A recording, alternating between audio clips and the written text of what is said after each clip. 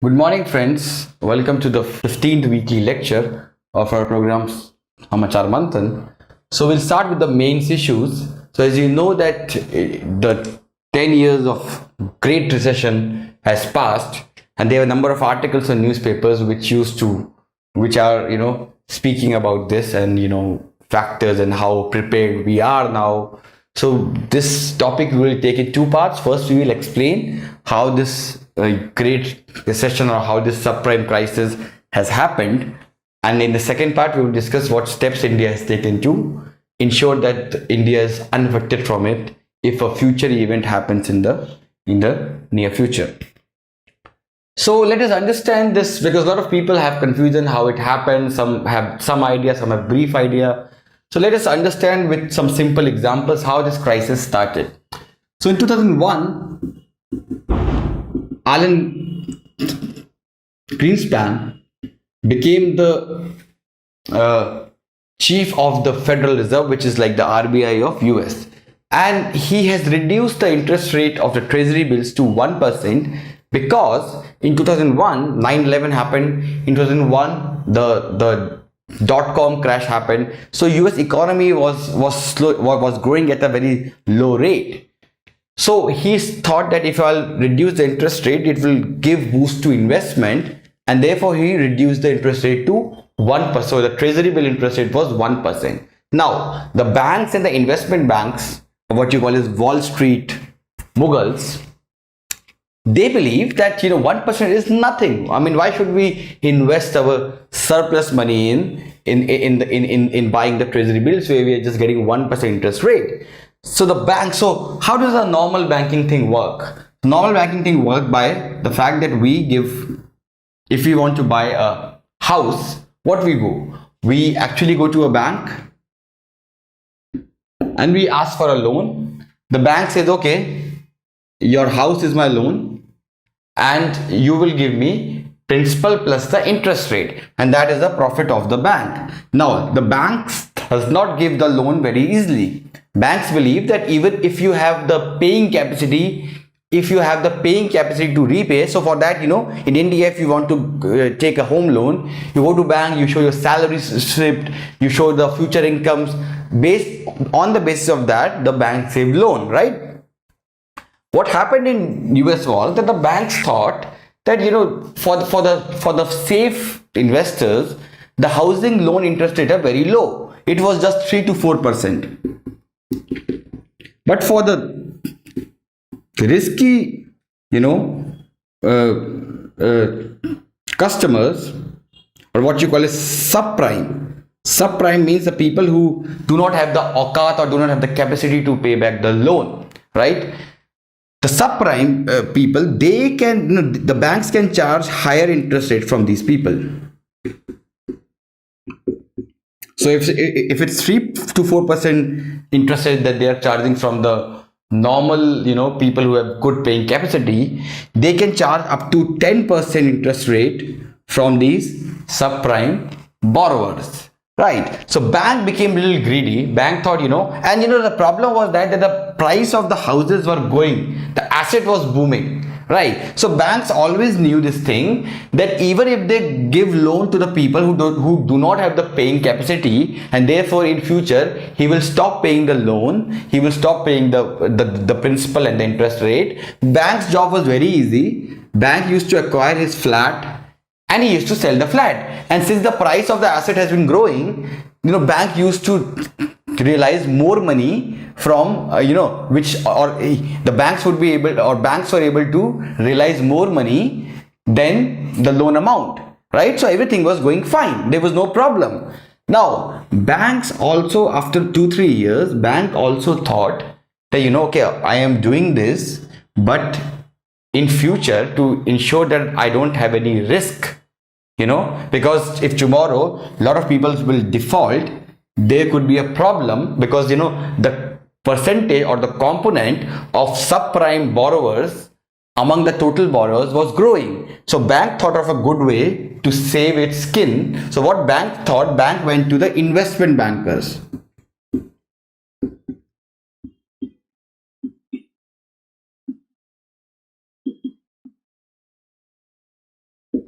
And these investment bankers are invest is like Goldman Sachs, Lehman Brothers, all these are specialized companies for giving advice on investment, on doing some particular type of investment.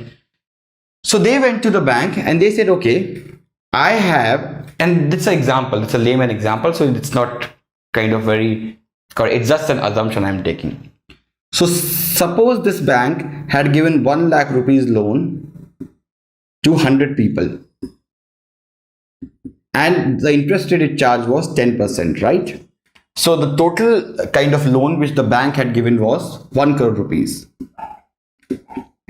So what these banks did, they sold this loan amount to investment bankers, which means from now on, the investment bankers are the people who will realize the loan from these borrowers. And why did the bank do that? For two reasons. First reason is to safeguard its future. In case these people default, my bank will not be failed. And second reason why bank did was that when bank used to sell these loans to investment bankers, then it gets the fresh capacity to give more loans, so more profit, right? Because rather than waiting for 10 years and realizing principal and installment for next 10 years, why not get the money just now and then use that money for giving fresh loans to other people, right? And what profit did the bank got from this? So bank got a commission from the investment bankers. So suppose it was able to realize 1.10 crore after interest rate. What bank used to do? Bank used to sell that for 1.2 crore or 1.3 crore, right? So banks also get kind of 3% profit, and it's a they don't have to wait for 10 years to get the profit. They get it in just 1 month, right? And the investment bankers, they also get profit because they get 7%, or after the amount you reduce from the commission, they get the rest of the amount. Anywhere in the economy, if they would have invested, the interest rate was 3 to 4%. And here they are getting 7 to 8%. Right. So it meant that the banks completely stopped paying attention to these borrowers. They believe that I can give loan to anyone because ultimately I am not responsible. Even if they default, I am not responsible. It is these investment banks who are responsible. Right.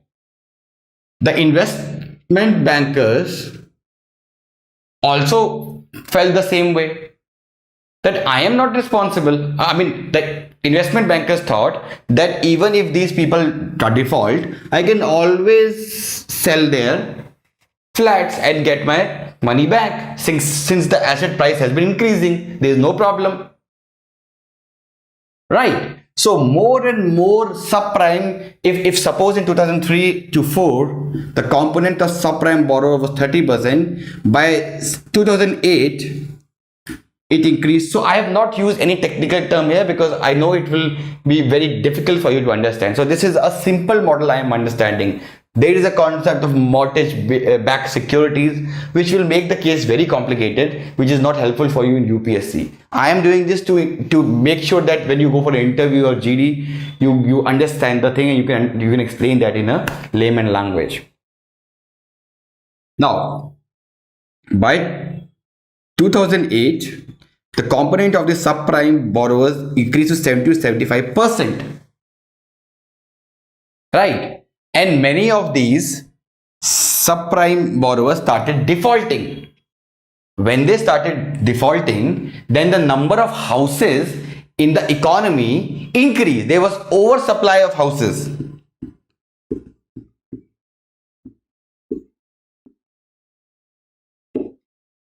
And what is the simple or basic concept of economics?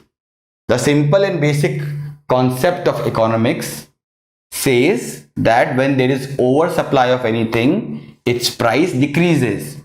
Same happened with these flats or these homes. When there was oversupply of them because of so many default, the investment bank used to attach and used to sell, right? The asset prices started decreasing. So if suppose a flat was of $300,000, its value decreased to $50,000. Because see, this was an artificial price. This artificial boom was because of the credit. Because see, people did not have money. The demand was created because of the cheap loan which the bank used to give to the people. The actual value of the house was 50,000. Right. So the price decreased to 1/6 or kind of 1/4 because of oversupply. Now these investment bankers started to face loss, because now they cannot, even if they sell the amount, they used to just realize 1/4 or 1/3 or 1/6 of the total value of the loan. Right. So these investment bankers who were like traveling in swanky jets, partying in Barcelona and Cannes, living a lifestyle of a king, of a new nabobs, they started feeling the heat. They were showing so much profit, but now that more and more of their people defaulted, they started facing losses. And on 8th September 2008, Lehman Brothers and Morgan and Merrill Lynch, both of them are investment banks. Both of them have appealed to the government for bankruptcy. They said we are bankrupt now. We have no money. Right. When they became bankrupt, and since US, as you know, is the world leader, it's a world economy, it had a contagion effect across the world, because US economy slowed down. When it slowed down, it affected Europe. When Europe slowed down, it affected the emerging economies, because ultimately there was no demand. US economy went for a downhaul. Same went to UK. Same went to India. India did not face a lot of problem, because in India's case, this concept of investment bank was very limited. And as you know, in India, the banks used to, even now and even then, the bank gives loan very after due scrutiny. And that is what IMF used to blame us for. That is what the US used to blame us, that we are so much socialist. Our bank should be more liberal. And after 2008, they all started appreciating us. That you guys are your growth has not decreased because of the checks and balances you had in your financial sectors. And Raghuram Rajan in 2005. He presented a paper in front of the Federal Reserve Chief and the 10th Treasury Secretary, Larry Summers, and he said that these products, these mortgage-backed securities, is making the economy unsafe. And he predicted that this bubble is going, this artificial bubble is going, and it will burst very soon, and the world economy had to face consequences for that. At that time, he was made fun of, but in 2008 this thing happened, right? So this is how the economic great, or what you call as 2008 subprime crisis, started. Now let's look into the other part of the lecture, which is what are the steps taken by India after this?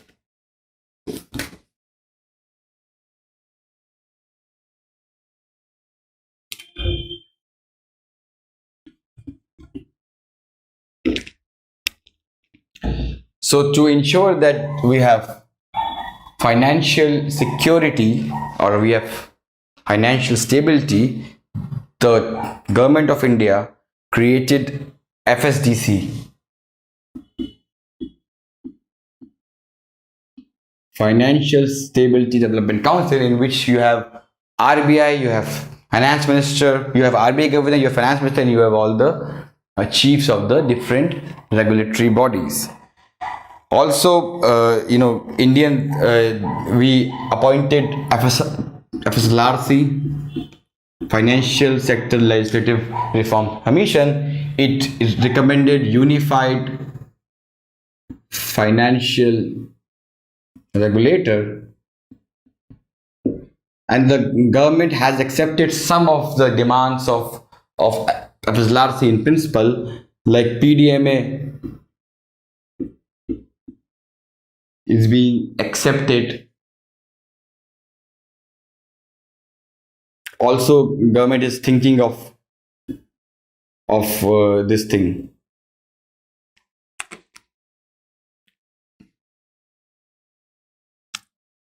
Resolution Council.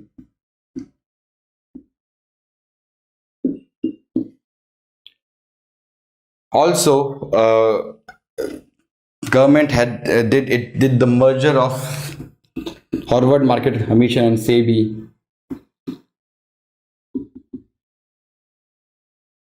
So all these things government has done to ensure, even bankruptcy code has been introduced. Government is also planning to implement Basel III. Also, FRDI bill is being brought, which is the same kind of a bankruptcy code for the banks. So all those steps government has been taking to ensure that we are least affected by the future crisis we are least affected by the future crisis like this. So this ends the first issue of the week, which is 10 years after Great Recession.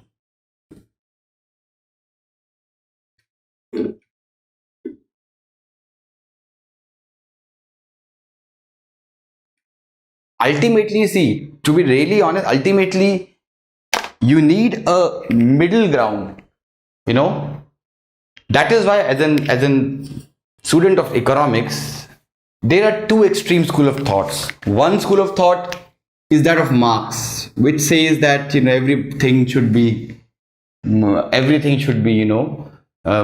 should be owned by the government. There should be no market. There should be no private property. There should be complete state control, state regulation of economic activities. At the second end is Friedman. He says that everything should be privatized. Everything should be in the government, everything should be deregulated. Let the market, play every role. This is again extreme. This is what the West adopted in 80s, which is called as Reaganomics. And that is why the word was made so unsafe. The inequality increase, the social protection. We had this We the 99% movement where 1% global elites are capturing all the wealth of the world. In between is the Keynes, which I believe is the most ideal for the world, which talks of a welfare state, which talks of a coexistence of market and the state. And the word actually followed Keynes for 30 years post World War II, and we achieved really good growth rate, and the inequalities also decreased. But in 80s, with this Reaganomics and this Thatcher and the start of this neoliberal era, Keynes went to the background and Friedman came to the forefront. And that is why, so many things have changed. So many inequalities increasing, there's jobless growth.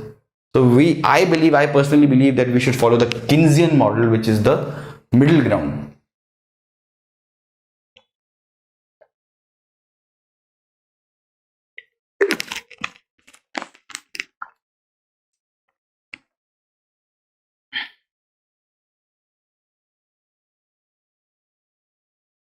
Let's move to the next issue, which is increasing proximity between Nepal and China.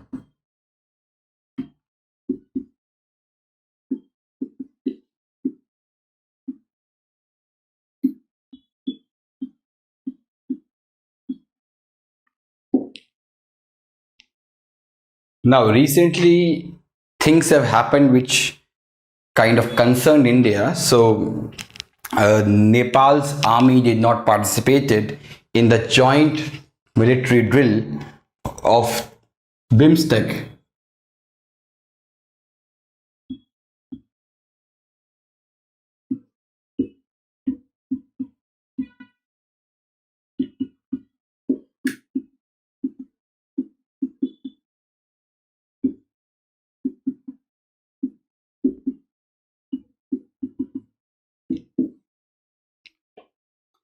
Also, Nepalese army announced that it is preparing to leave for a 12-day military exercise with China in later this month. So Nepal said that we don't want to participate in BIMSTEC military exercise, but we will participate in a separate military exercise with China.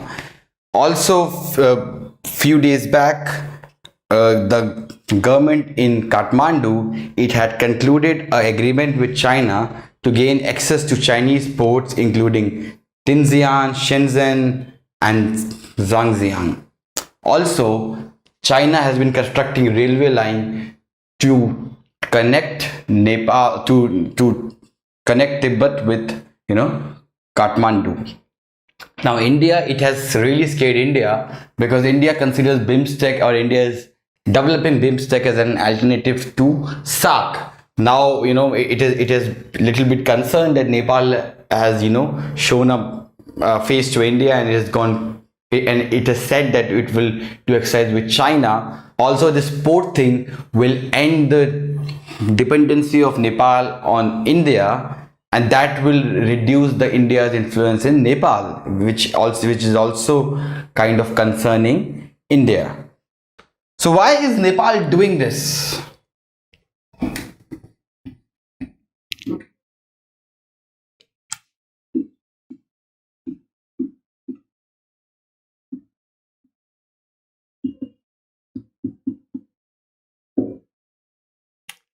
See, first of all, again, the main initial start was because of the 2015 blockade. Now, this blockade, when it was not exactly official blockade, it was unofficial blockade, it really significantly decreased the situation in Nepal. There were shortage of food, shortage of medicines, shortage of oil and gas, which completely crippled the economy of Nepal for 2-3 months. And it made Nepalese realize that we should diversify our relations. We should not be over dependent on one country. And in that time, China supported Nepal with the way that China supplied petrol to Nepal. And therefore, Nepal is thinking that if our sovereignty need to be respected, we should reduce our dependence on India and we should go closer to China. And they also believe that if they will grow closer to China, they will get a better deal from India. Because ultimately, China card each of our neighbors are showing. I mean, they know that if we say, okay, you are giving us this deal, China is giving us that deal. Now India suddenly says, okay, we'll give you this kind of deal. So it's kind of a blackmailing strategy. Another reason why Nepal is going, because Nepalese like Chinese investment.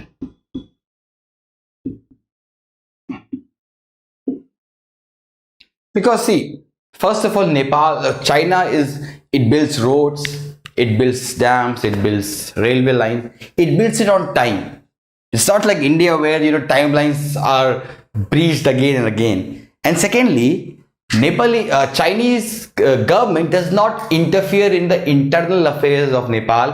It does not interfere in the politics of Nepal. It does not care whether Nepal is monarchy or a democracy or a communist party or a Nepali Congress. As long as the government in Nepal is involved in trade with China, they hardly care about that. India, on the other hand, it's not like that. We consider Nepal as a zone of our influence. Therefore, we just are not involved in trade. We also ensure that the government in Nepal is friendly to us. We also ensure that the interest of Madeshis with whom we share kin and blood relations, their rights are also recognized. And because of this, it makes the ruling elites in Nepal apprehensive while dealing with India. So these are the main factors why Nepal wants to go to, or why Nepal is going uh, or is increasing its closeness with China. Let's look at the other thing. Why China is interested in Nepal.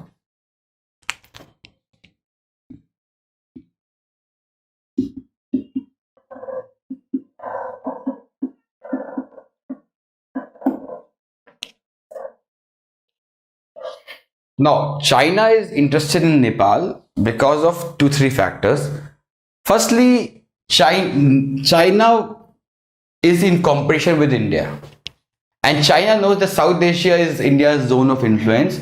And it also knows that all its neighbors are, they kind of fear with India because they consider India as a big brother or the big bully of the region. Therefore, to stop India's, kind of, and India, as you know, is also been looking at Indo-Pacific. It is increasing its relationship with the neighbor of Chinese.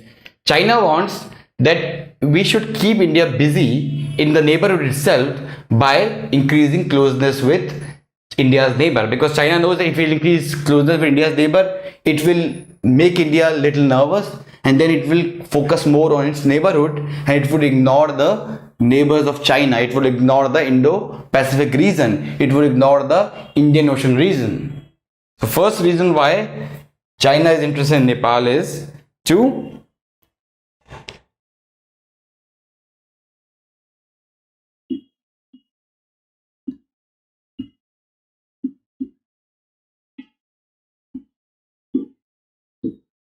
secondly, China in Nepal, there are a lot of people from Tibet who lives in Nepal, and they have been involved in a number of anti-Chinese protests. So, and they could be a security threat for China in Nepal. So therefore, China wants a friendly government should be there in Nepal, and it should be, it should be more involved in activities in Nepal so that it can contain the anti-Chinese uprising in the Nepal by the Tibetan.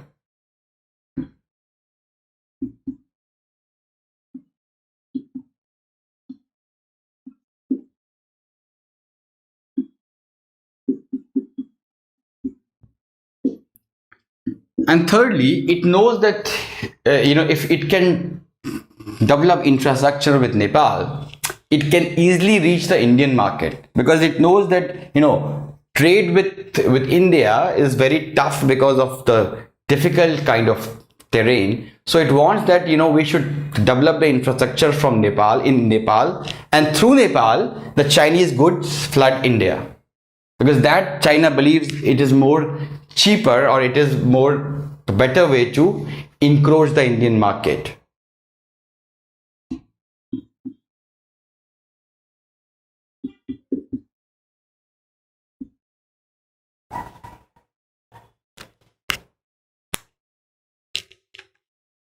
Now let us look into the increasing presence of China in Nepal.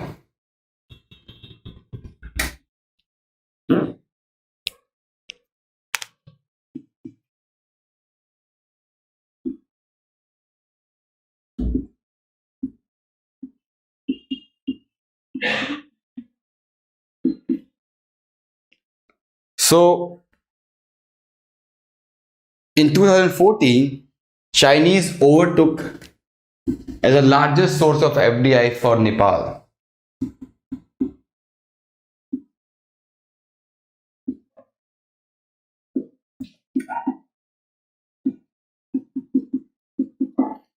And right now, India is the largest trading partner of Nepal, but China will overpass that, because China has now offered zero tariff treatment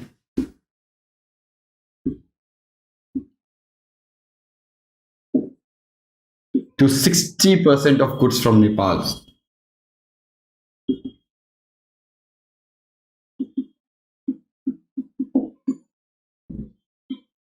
Also, not just economically, culturally, Chinese has been increasing engagement in Nepal. So now there are almost 19 China study centers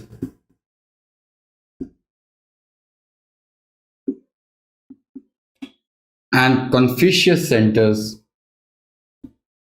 in Nepal. And what do? They teach Mandarin and they teach about China in Nepal. It's kind of, to increase the soft power of China in Nepal. Also, Beijing has announced Nepal as the official destination, and there have been increase in inflow of tourists from Nepal, from China to Nepal. Its government is saying that Pokhara is one of the most beautiful places in the world. Most of the hotels and resorts in Pokhara are owned by the Chinese people, and you also have signs in Mandarins in Pokhara. So China has been increasing its soft power. Other than that, China has been building railway, it has been building road, it has given access to Nepal, and during the Madheshi kind of crisis, it gave 1.3 million liters of petrol to Nepal. So is China a feasible option for Nepal? I mean, is it possible for Nepal to overlook India and increase and kind of replace Nepal or replace India with China?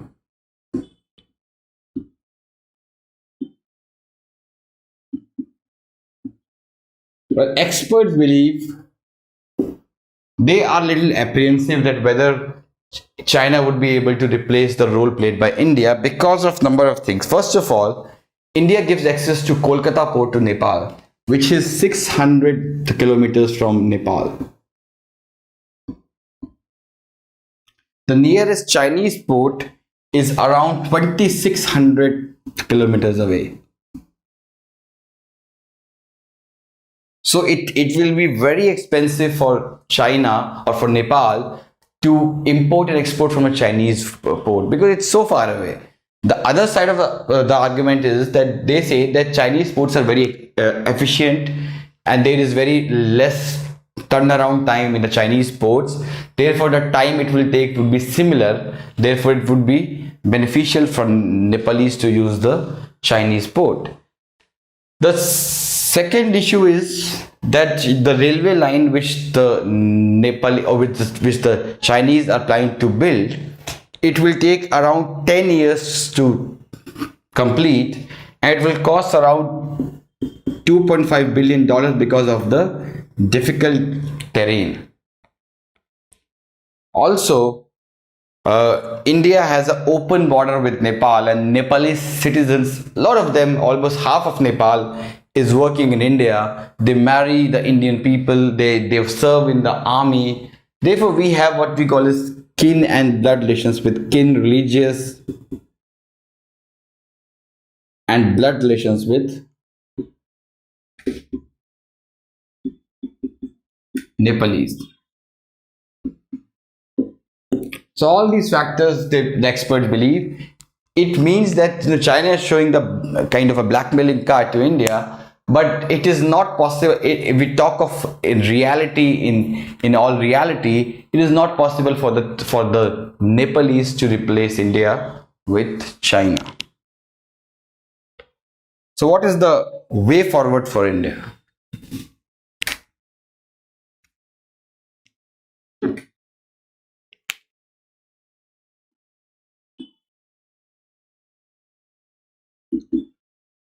So first of all, we should not use coercive power in future because coercive power we used in 2015 and we are paying for that. So we should first of all we should not keep Nepal as a playing ground for competition between India and China.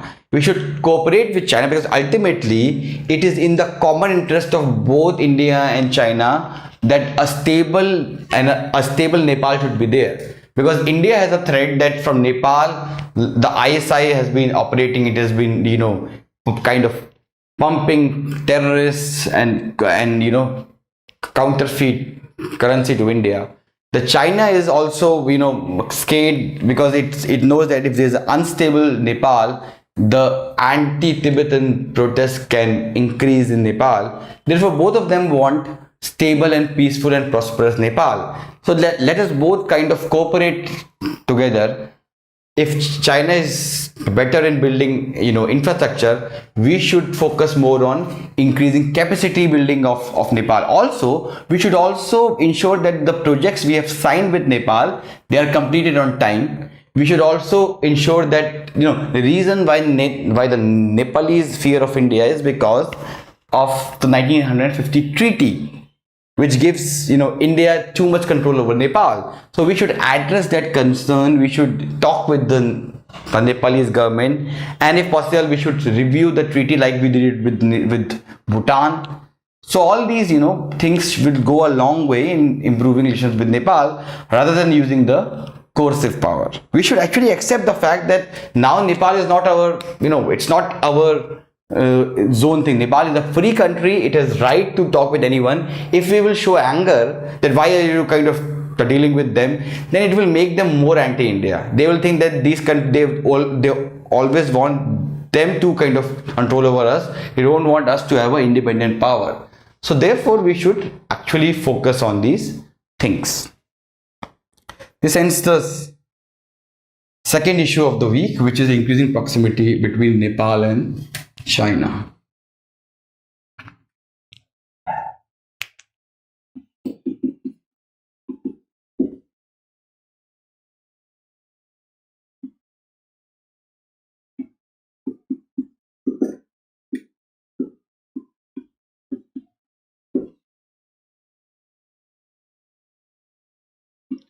Third issue is that CCEA approves 100% electrification of railways by 2021. And so what are the key features of the decision? It says that the remaining 48% of the railway lines or the railway network is electrified, and rest 52% is run on a diesel.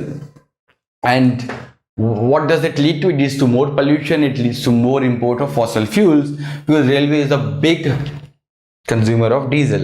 So CCEA has approved that by 2021 around all the railway network in India will be electrified, which means it will be run through electricity.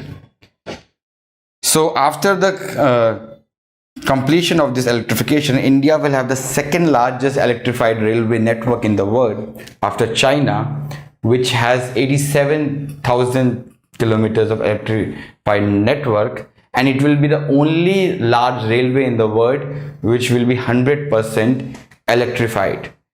So what are the benefits of 100% electrification?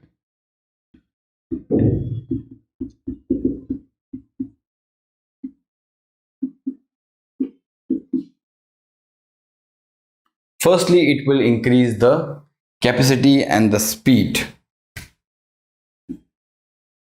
because generally the diesel engines are more heavy, and that is why the swiftness is not there in the diesel engines.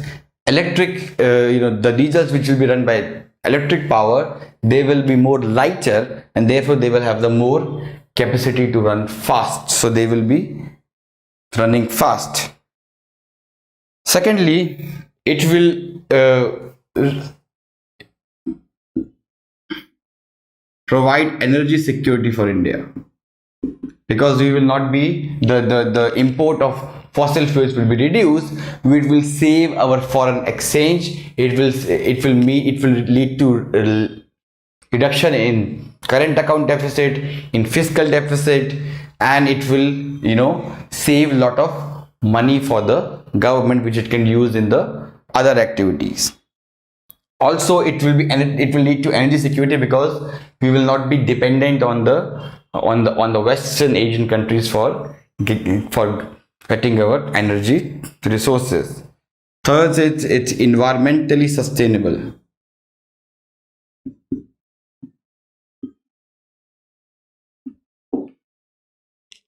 which would mean that since electric engines are more environmental friendly, it releases less CO2 and kind of carbon monoxide. This will also go a long way in meeting our Paris climatic kind of targets.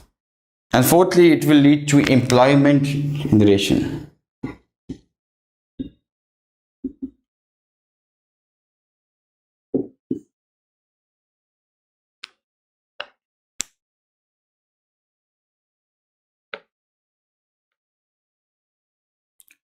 This ends the third issue of the week. Let's move to the next issue, which is UN chief appeals for the ratification of CTBT.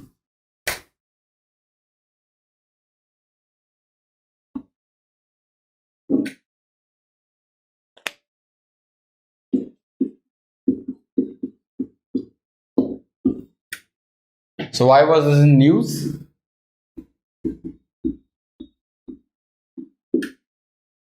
It was in news because the UN chief has said in its appeal that 8 nations, including India and the US, should ratify the CTBT.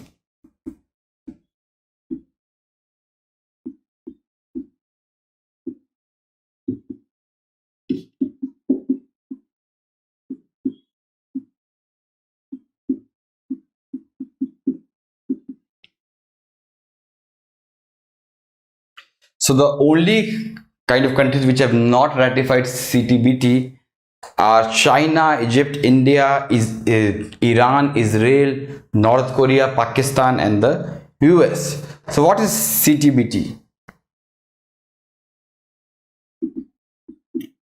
The full form of CTBT is Comprehensive Test Ban Treaty, and it bans all the future nuclear tests.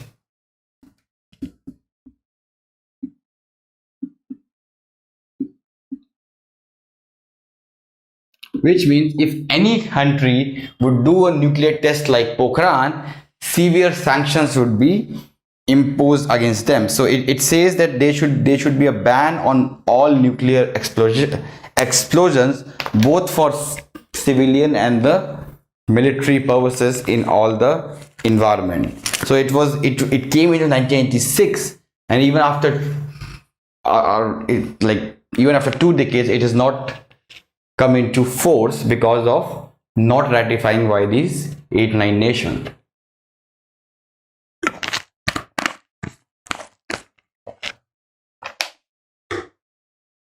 So why is India not signing CTBT?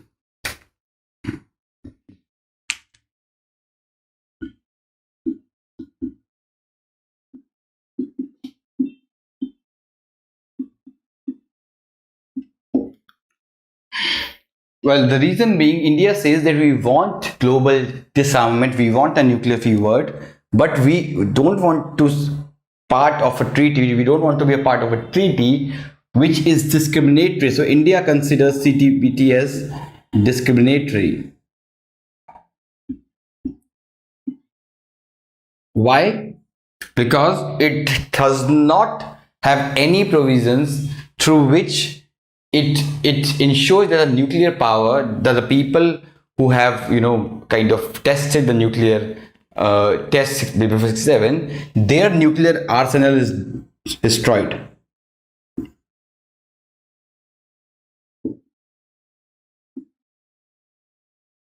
So those who have nuclear bomb, their nuclear kind of arsenal, there is no provision in the stage which says, okay, see, if a treaty wants nuclear free world, then the first provision it should have is that all the countries of the world will destroy the nuclear weapons they have. But what this treaty do is, it divides the world into those who have tested before 67 and after 67. So 4-5 countries which have tested before 67, it says that okay, they can keep their nuclear bombs, but they will not test them in future. Those who have tested after 67, they will have to destroy their nuclear arsenal. So this is discriminatory. It is actually empowering the already empowered. And also India is, against the thing that there should be ban on the future testing, because India believes that we are situated next to two hostile nuclear powers. So we need to, we cannot guarantee that we should not, or we will not guarantee that we will not use it in future, or we will not test the nuclear kind of energy in future.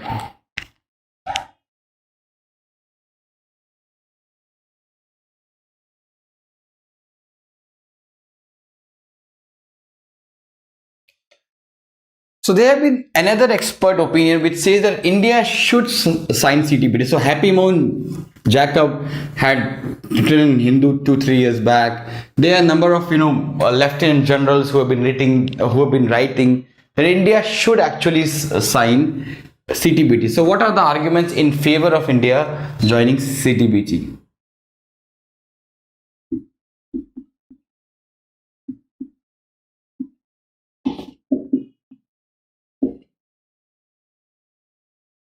So first is that India has already said in 1998, when we kind of tested in Pokhran, that this is the last test we are doing. We will not do any further nuclear tests in future. So India has already kind of declared the unilateral moratorium.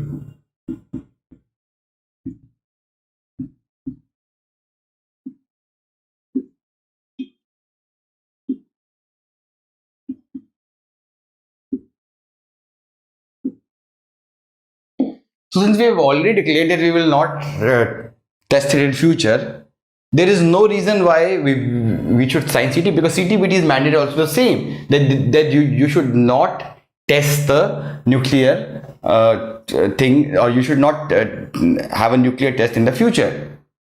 Now, if we will, people say that if we will join CTBT, then suppose if we want to have nuclear tests in future, there will be sanctions imposed against us. Well, that will also happen if we don't sign CTBT. Ultimately, if we go for a nuclear test, we will face sanctions from the rest of the world.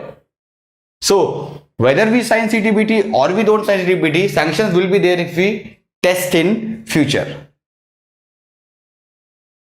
Second thing is that India has been it has been a growing power, emerging power, and it will boost India's case as a responsible nation in the world. And also it will make us leader in the global disarmament movement.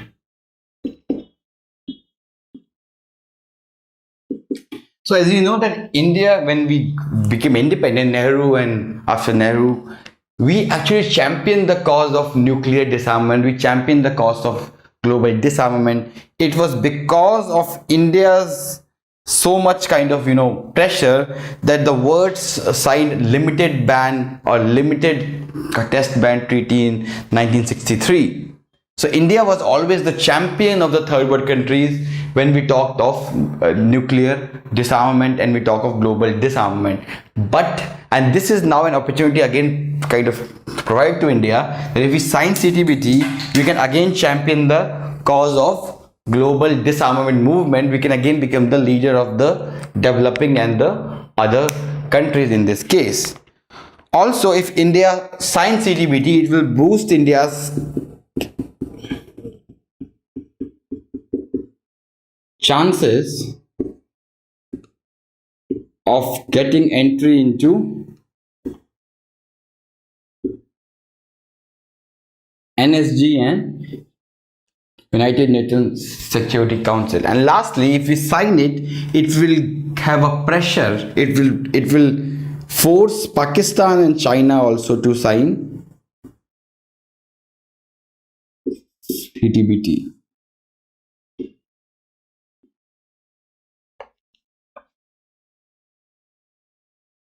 So this ends the fourth issue of the week, which is CTBT. Let's move to the next issue, which is farm loan waiver issue.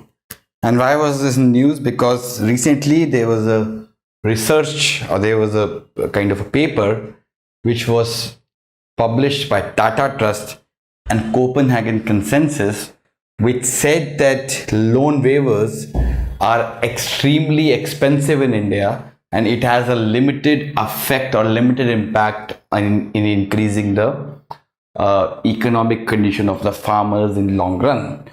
So why do we need the farm loan, or what is the rationale behind the farm loan waiver? Because number of states like UP, like Karnataka have actually given a farm loan waiver.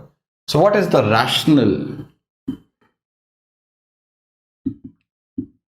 So first rationale is that, more and more farmers are becoming disinterested in farming. And they don't want to do farming because of the debt, because of the lack of profitability. And if large number of them would shift to industry and service, it would create a food security problem in India. It will lead to a shortage of food. So we need this farm loan waiver to ensure that farmers' interest in agriculture remain.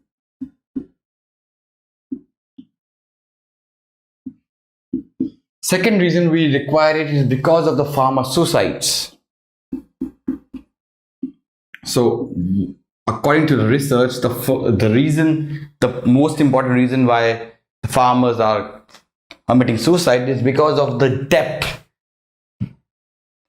Because of so much debt that they have, that they have no other option to do, right? Also,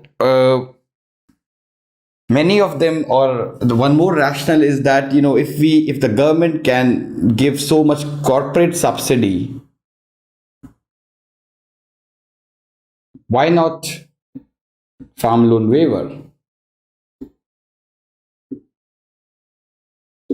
So it is like, if government can help the people who are rich, who are super rich, why can't it help the people who are dying, who are in distress, and who are actually a very important component of India? Because without them we would not have any, or without them there will be a problem of food security in India. So what are the negative effects of loan waiver? Also, one more rationale behind this loan waiver is because it increases the demand.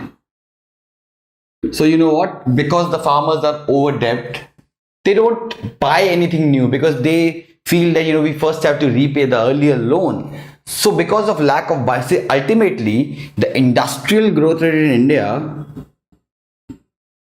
is dependent on agriculture. Without agriculture, it would be difficult for India to have industrial growth, because the most of the demand comes from agriculture. And if the farmers would not have the paying capacity, then industrial growth rate will not show a boost. During the boom period 2004 to 8, it was because of agriculture growth also growing simultaneously that we also had very high industrial growth. So industrial growth base is agriculture growth, and these farm loan waivers provide the base for creating that demand, at least in short run. So what are the negative effects?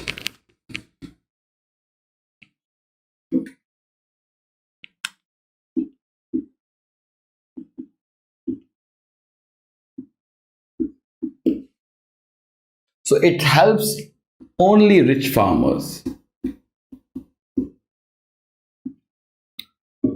How? Because the data shows that only 15% of the marginal farmers borrow from formal sector. Most of them borrow from the money lenders. See, problem in India is that the small farmer, it produces very low produce, right? and it does not have much land to keep it as a collateral to get formal loans.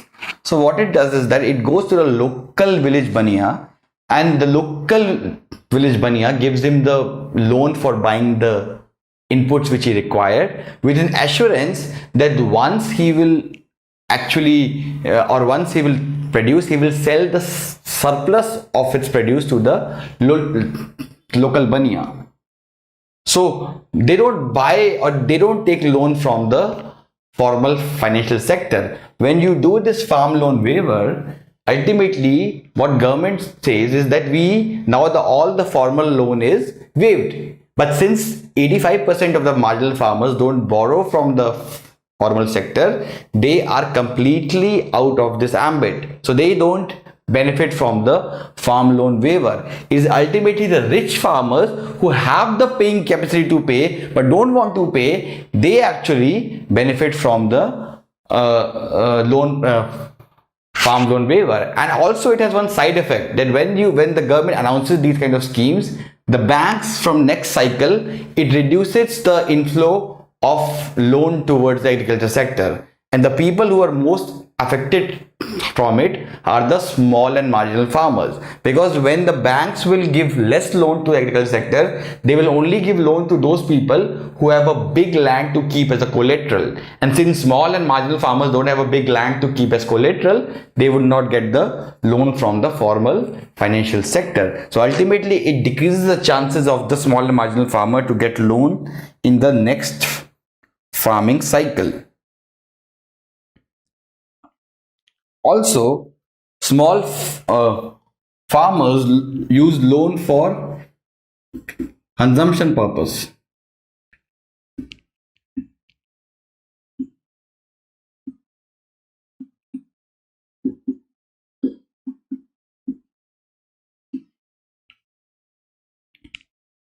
So studies also kind of point out that small farmers use money saved from loan waiver for consumption activities and not to augment the investment to increase agriculture productivity. So this results in lower agriculture produce for the small farmers during the next loan cycles. And thirdly, it leads to moral hazard problem.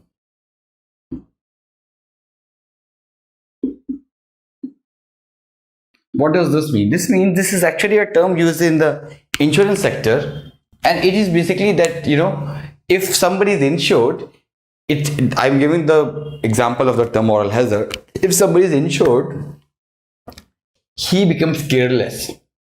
So if suppose my car is insured, or if my car is insured, and you must have seen that in those people who have car, that when your car is insured and you have normal dent and paint, right, or you have a normal crack in your window, the when you will take it to the showroom, that guy will tell you that I will break this window, there are some cracks here, then you will get full compensation from the insurance company.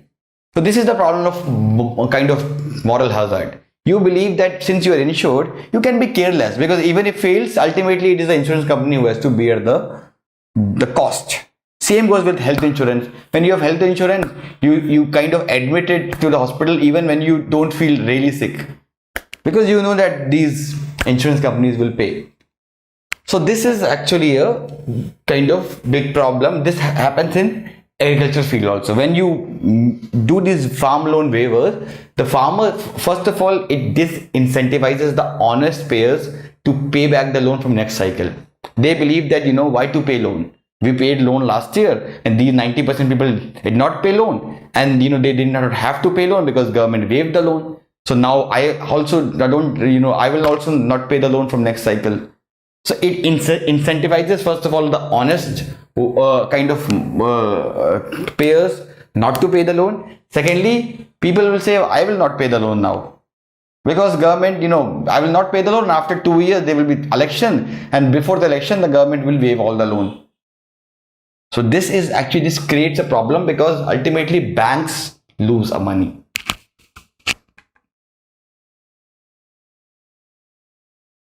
Also, it leads to crowding out of private investment.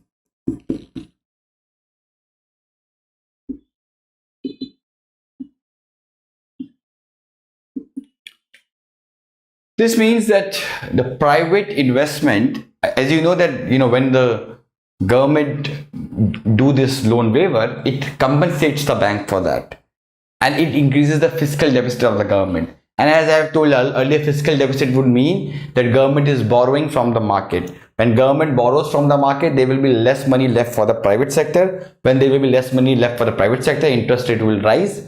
When interest rate will rise, there will be less private investment. That is the term. It crowds out the private investment.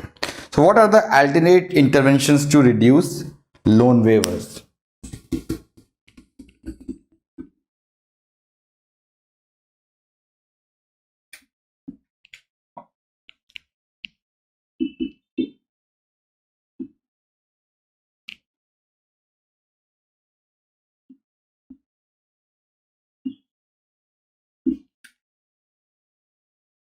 So first of all, the government can spend money on building more canals and warehouses.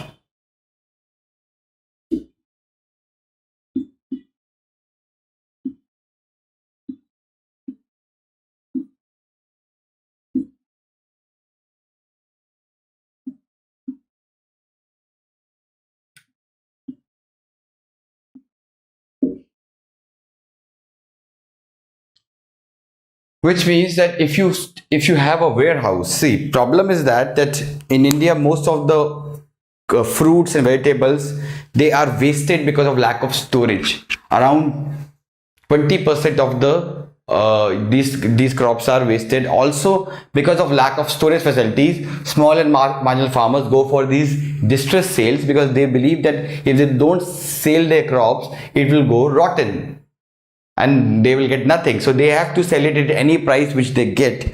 So that is why we should go, if we build more warehouses, this will reduce this problem. The small and marginal farmers will go to the warehouses. They will kind of store their crops there, and they kind of, whenever the prices are good, or whenever they get a good deal, they will sell their crops. Also, it will save India from this wastage of crops. Next, they should be, government should focus on rural electrification.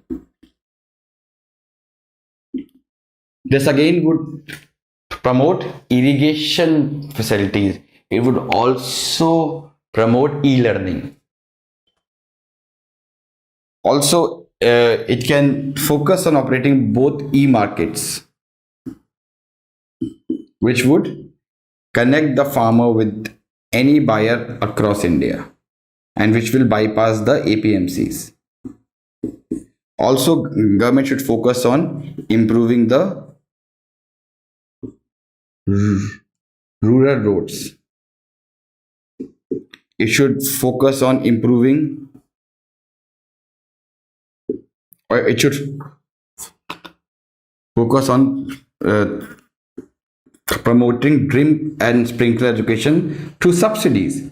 So rather than, because drip and sprinkler irrigation are expensive for the small and marginal farmers, the government can use that money not to pay the loan waiver, but to give subsidy for sprinkler and drip. Ultimately, this will help only in short run. These things will help in long run, and farmers will become a self-sustainable kind of organization.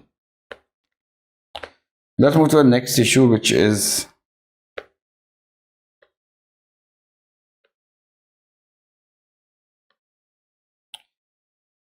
Delhi government scheme of home delivery of services.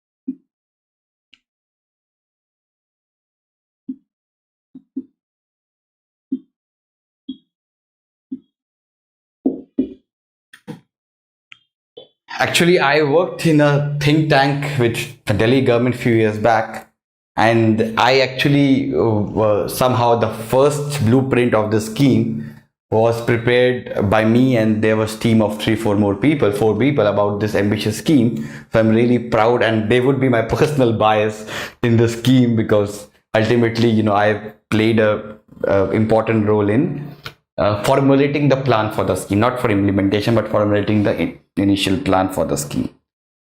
So this scheme actually talks of that there should be number of 40 to 50 schemes or 40 to 50 deliveries, for which you don't need to go to the kind of office. You don't need to go to these offices.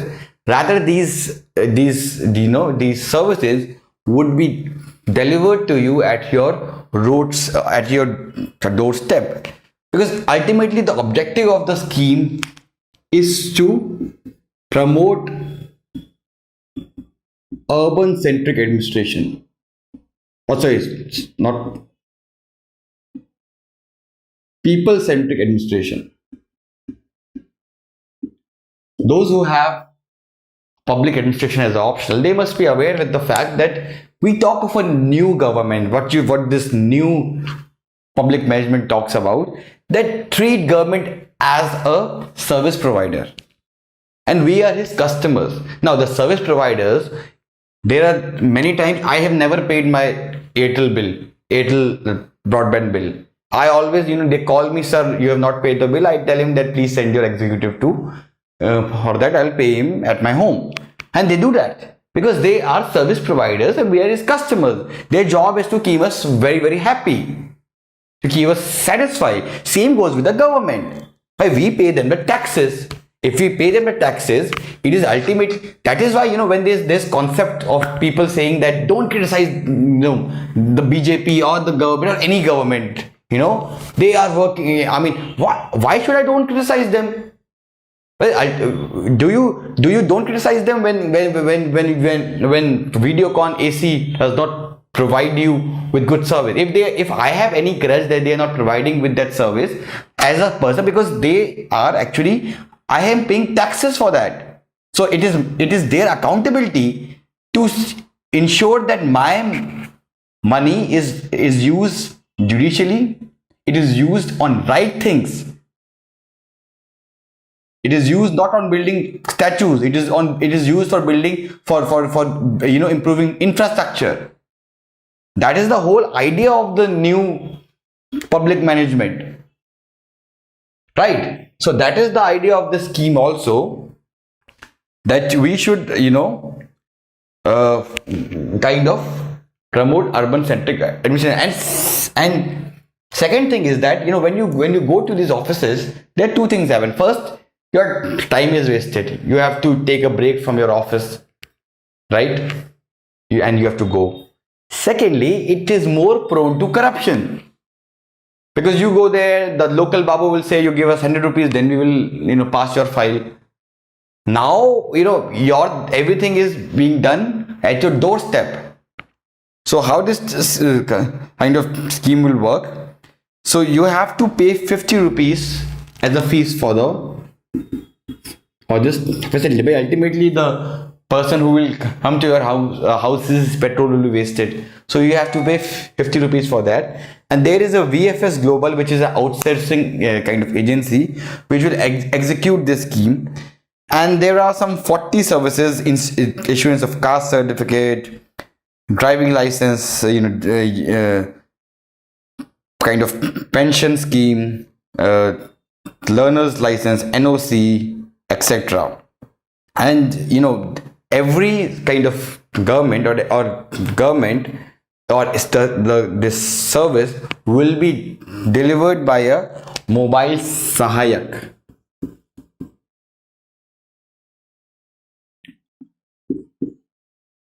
And this mobile sahayak will be given a biometric device and a camera. And what you have to do is you have to call the call center. So you have to call the call center. The call center will, like when you call Swiggy or when you call anyone, they appoint a sahayak or executive for you. So same way they will kind of appoint a sahayak for you. The sahayak would come to your house with the biometric and with camera, and it will help you with giving that service.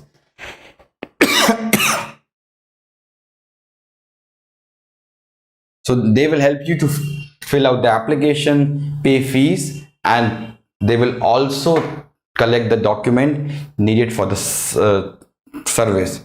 And after that, the completed certificate will be posted to the applicant. So for things like driving license,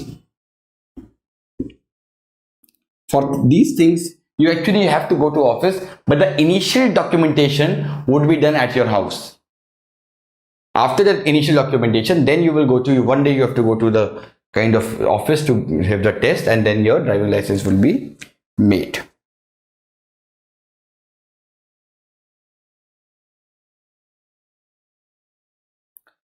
Let's move to the next issue, which is HIV AIDS Act 2017.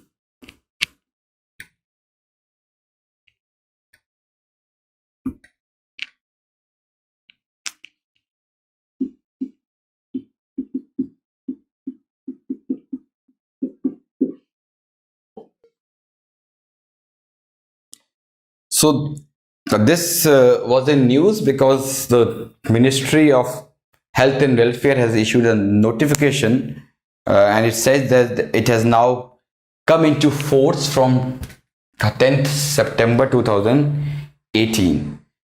So why did we needed this law?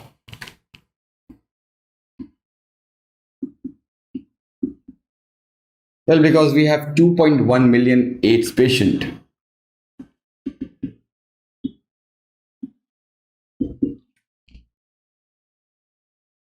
And though the number is decreasing, but still it's a significant number, which is one of the largest burden in the world. Also, there is a stigma associated with HIV patient.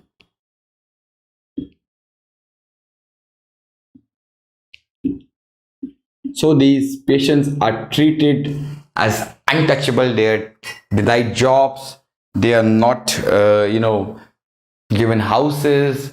They are completely discriminated in the society. So this is also, to remove the stigma, this act was brought. Also, there have been some things like prostitution. Section 377 till now, they were all criminalized, and most of the risk people, or most of the people who are prone to AIDS, belong to these categories. Now, because they are criminalized, the people from these groups, they fear to get them tested, because they feel that if they will get tested, they will get harassed by the law enforcement agencies, etc. So this is also the reason why we have a large number of AIDS patients, because these people are unaware of the government thing. And fourthly, right now the insurance companies and the hospitals, they kind of discriminate with the HIV patients. They don't give them beds. Insurance companies don't give them insurance. They don't have the legal right that there should be a legal right that if there is a patient who goes to hospital, he should be treated. Also, the anti-retroviral therapy which is needed to control the spread of virus, in India's case only 28% of people who have HIV AIDS, they undergo this. The global average is 41%. So less number of people are undergoing the antiretroviral therapy. So what are the salient features of the bill? So first feature of the bill is that there is a prohibition of discrimination against HIV positive person, which means that there cannot be any discrimination with any person on the grounds that he has HIV, and this includes that there cannot be termination or unfair treatment with regard to employment, educational establishment, healthcare services, residence standing for private or public office, and provision of insurance. Also, government has said that they cannot be, for any employment or for any admission in any educational institution, HIV testing has been banned. Also, there is a data protection and privacy clause.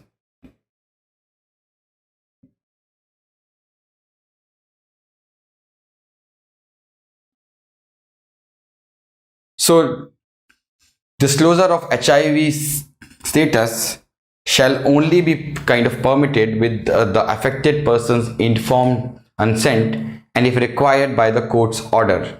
So your kind of data about your health cannot be leaked by the hospital. Thirdly, there are some kind of positive rights which are conferred on the people with HIV.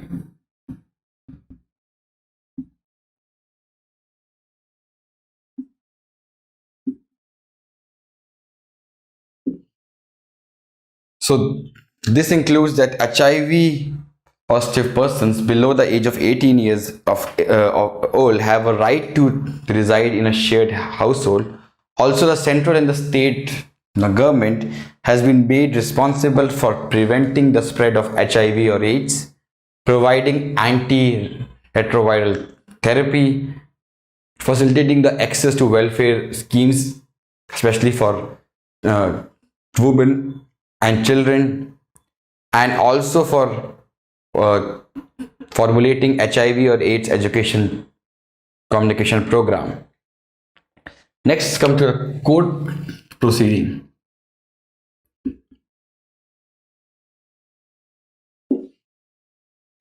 So the courts has been directed to dispose of on priority basis. So any case which is associated with HIV discrimination, that will be heard by the court on priority basis, on the basis of time bound clearance. And also the court can decide that the applicant will not be, or everything can be heard private.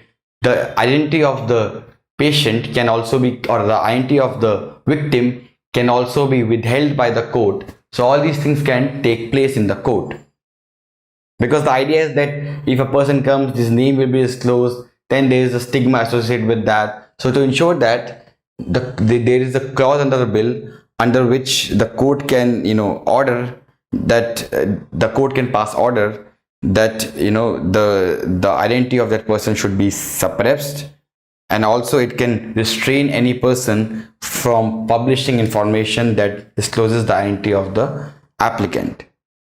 Next is ombudsman. So this is actually if somebody violates the act, you always have the right to go to ombudsman and say, see, this organization is violating the provisions of this act. So ombudsman can then hear and impose penalty on that person. Next is informed consent.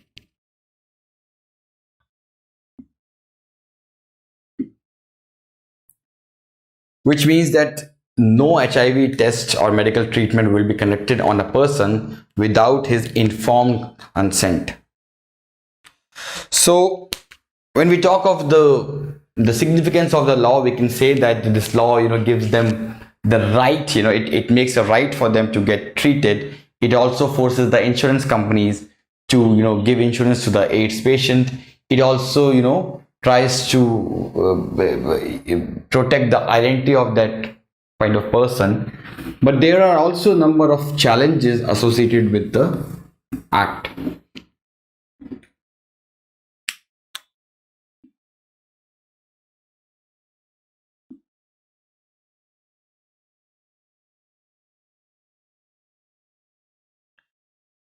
First is that the bill brings in right-based approach to AIDS treatment, but it says the terminology of the act says that it is for both the central and the state government to provide treatment as far as possible.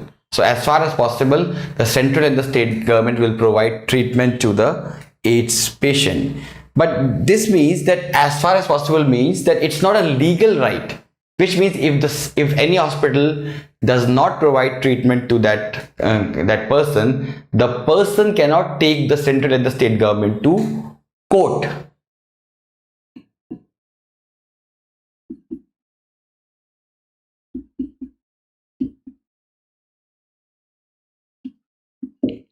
First problem is this. Second is that this is not a challenge, this is a way forward. That problem is that in India the expenditure on AIDS is so less, it's so less that most of the treatments don't get the ART facility, right? The vaccines, the medicines associated with AIDS, there's always shortage in the government hospitals. So government should ensure that the budget of AIDS program should be increased.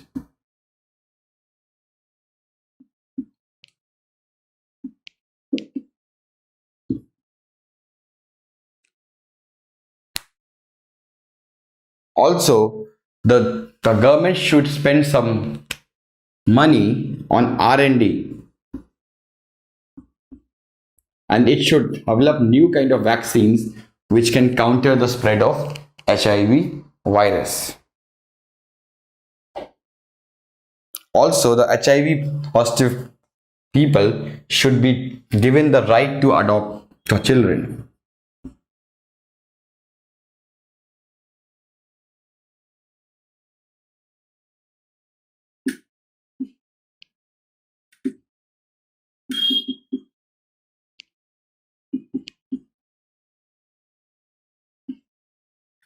So all these things can be done. Let's move to the next issue, which is प्रधान मंत्री अन्नदाता आय संरक्षण अभियान.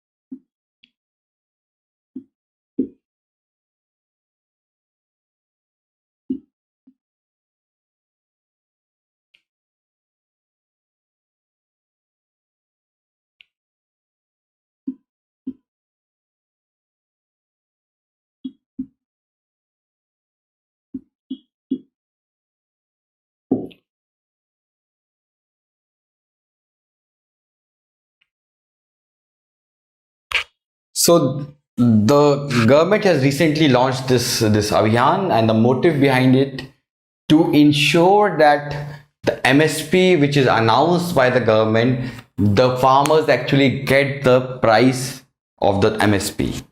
So for that, government has tried to. It has three. The scheme has three components. First component is price deficiency payment scheme.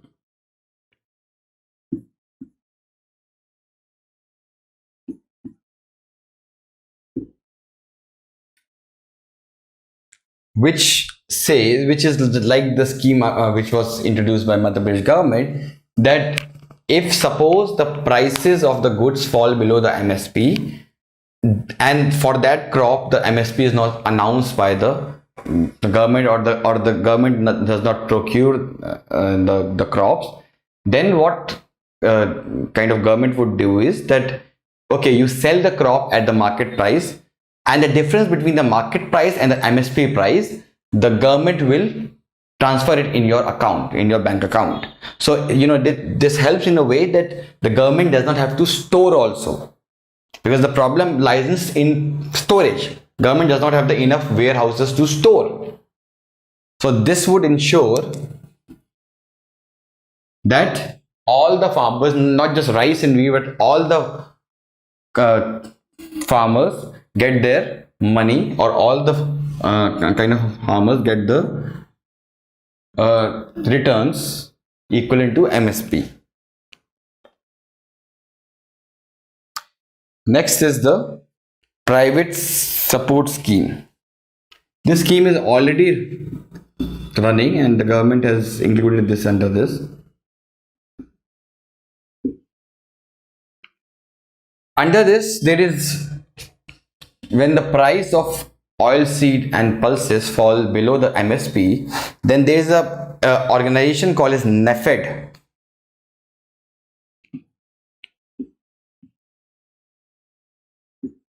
It undergoes the procurement of those oilseeds and pulses, and it pays them the MSP prices. It goes up to 25% of the total production. So if suppose 1000 kg has been produced, so till 250 kg NAFED would produce, or it will procure. Third is pilot of private procurement and stockist scheme.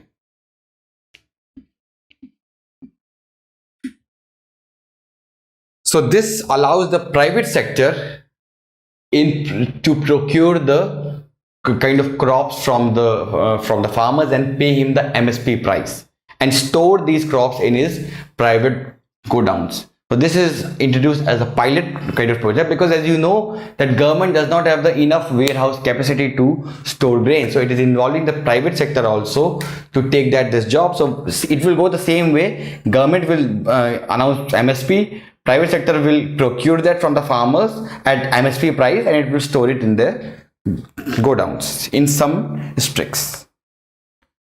So what is the criticism of the scheme, or what you call as the challenges?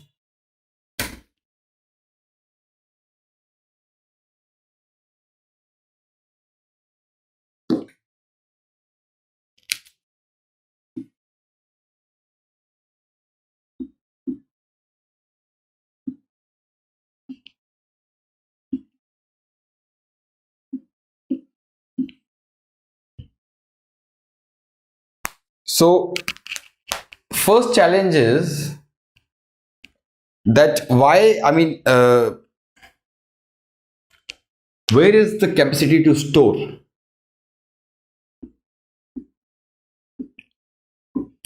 So under the price deficiency, under the price support scheme and under the PDPS scheme, you are saying that we will procure at the MSP price. Now problem is that where will you store that? You already don't have the capacity to store. So ultimately it will lead to rotting of crops. And also, since the prices are below, the market prices are below MSP, and the market prices reflect the fundamentals, you are distorting the market mechanism by keeping the prices artificially high. And this is not doing, treat farmer as a businessman. Therefore, rather than molding this and then you don't have capacity to store, because even in the PDPS scheme the private sector will do the job of procurement, but ultimately the government will have to compensate him if there is a difference between the MSP and the market price. You will have to compensate him. So ultimately it is increasing the government interference in the whole distribution and the storage network, and government does not have the capacity for scientific storage of these crops, and ultimately it will again create the problem of wastage of crops that we have been facing from last 1 decade. So therefore the experts say that rather than going for these kind of support schemes, the government should allow that market should be liberated. There should be private mandis which should be established,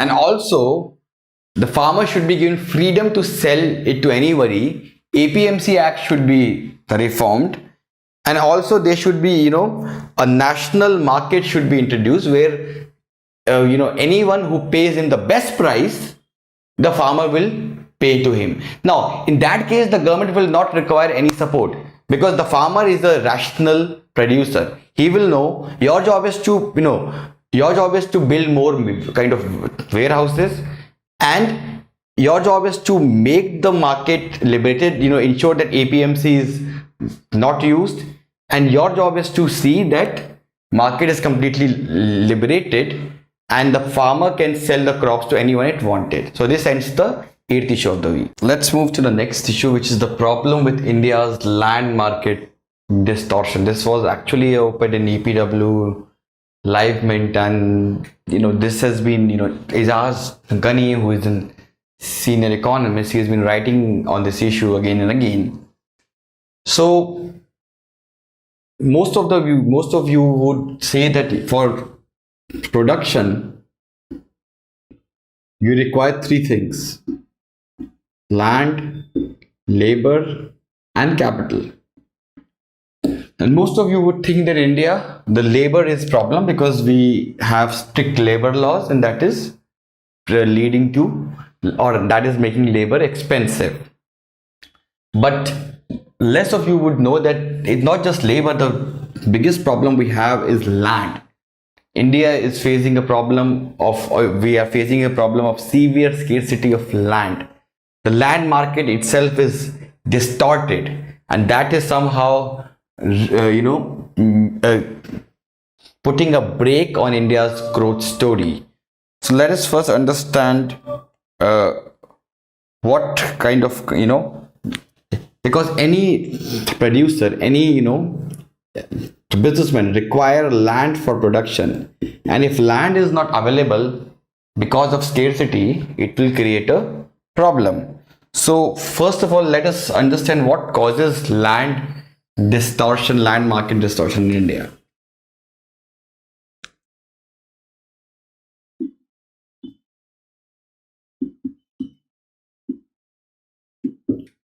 First is high taxes. So in India, as you know, that the stamp duty, the registration fee, the capital gains, and conversion charges, all of them are very high. And because of very high taxation, the actual value of, because if suppose the price of flat is 50 lakhs, tax would be around 5 lakhs.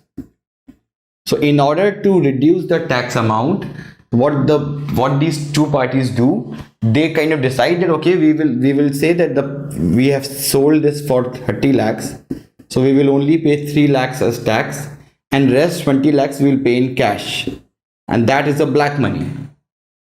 Right. So what it leads to, it leads to lot of under the table transactions. Under the table transaction leads to growth of black money, and these black money is then again pushed into, or these are pumped into real estate.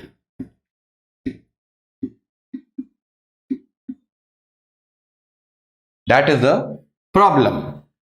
So what we have is that we have so many buildings, so many housing, but we have less land left for industry. We have less land left for factories. Second reason is limited formal investment opportunities.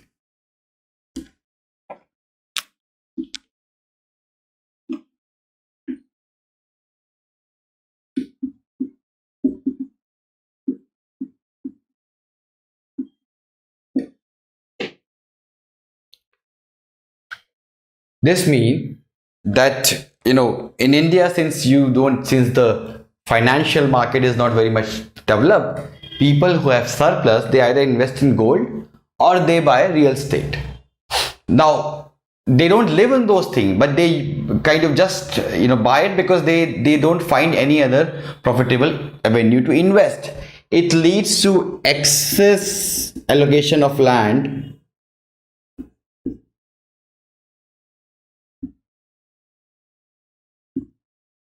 for real estate purpose. Again, it leads to less land available for making a park, industrial park or industry, etc. Third is restrictive zoning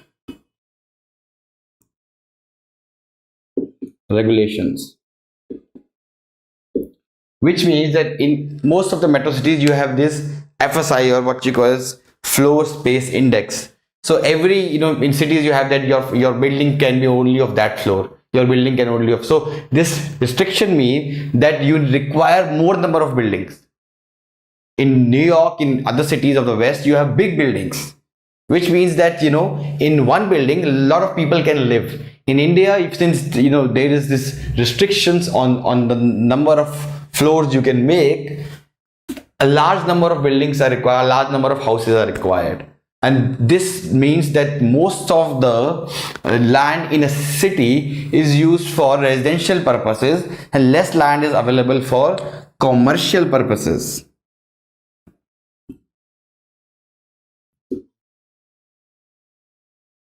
And fourth is institutional problem. So most of you would think that if you do a registry, if you buy a land, you get the registry. And it means that you are the owner of the land. It's kind of completely perfect. But the Registration Act 1908 says,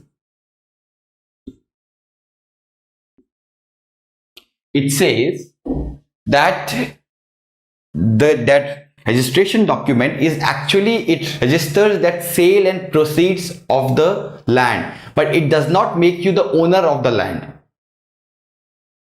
The state does not guarantee that you are the owner of the land, which means that whenever there is a land acquisition thing in cities to make roads or to make a park, industrial park, there is always a dispute. Somebody will say, no, this is my land. Even if you have the registration document, that document is not 100% guarantee that you are the owner of that, because the state has not guaranteed that. If the second party has also claimed and he has also brought a document, then that land will be in dispute. It will go to court, right? And that prevents the land acquisition process in cities. That makes the land acquisition process in cities difficult, because in all piece of land there is no clear-cut owner of that land. So what are the benefits of ending land market distortion in India?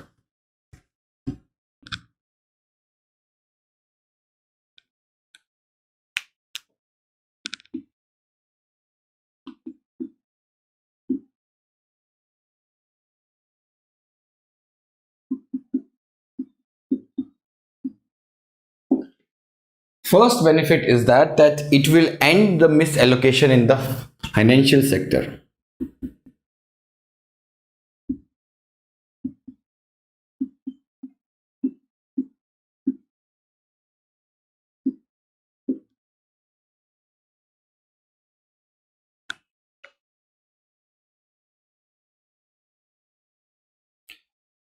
So problem is that land is used as the most important collateral for giving loan, because land is more safe. You can't run away.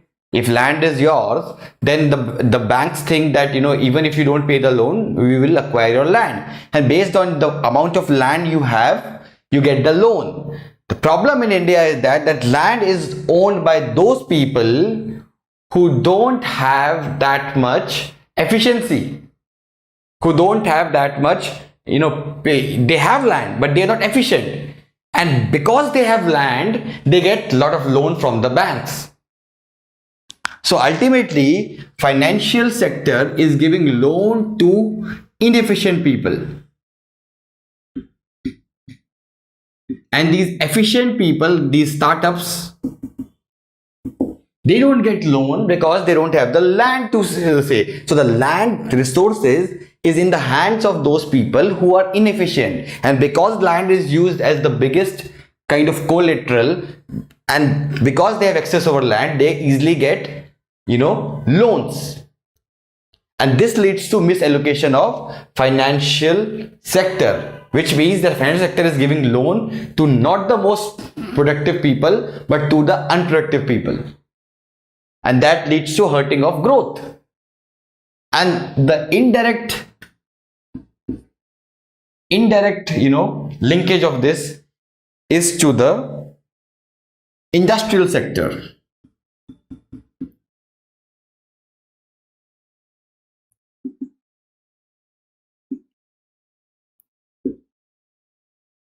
Because they don't get, the people, the industries or the startups who have the best plans, who are the most efficient people, they don't get the loan because they don't have control over land. So the inefficiency, so it leads to lack of growth of efficient industrial houses.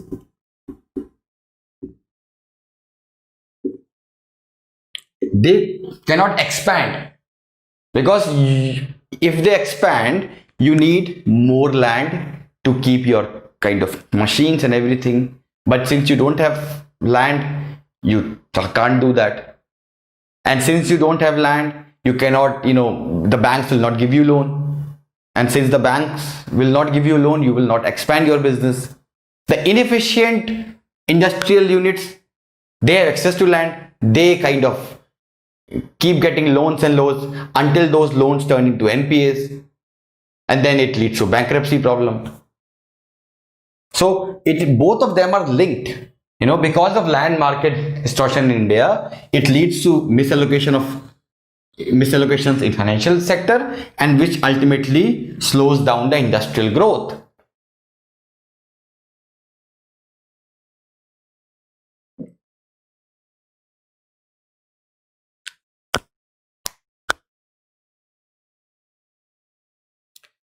Third is, it will lead to inclusive growth.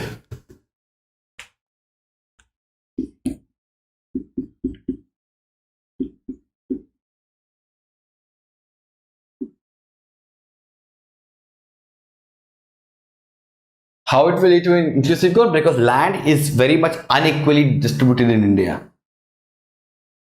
And if it will be distributed, based on efficiency, then it will lead to inclusive or broad-based growth in India. And fourthly, it will boost tax revenue. Abhi problem kya hai? We are the country which realizes the lowest rate of property taxes.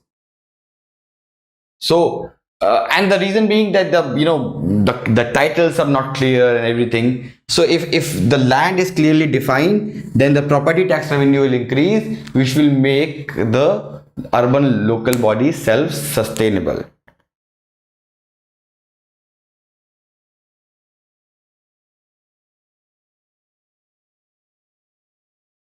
So what is the way forward?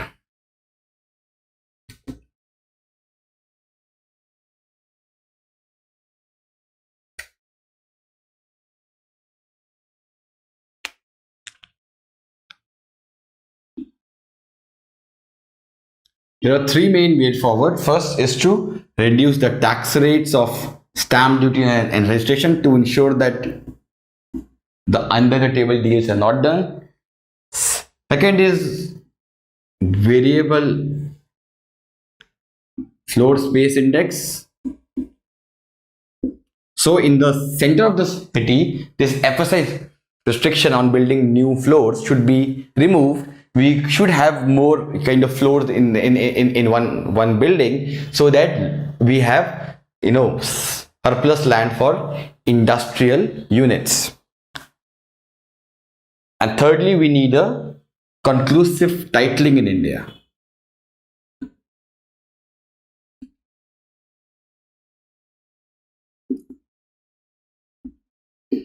Which means that the state should guarantee, it should give a certificate regarding ownership of the land.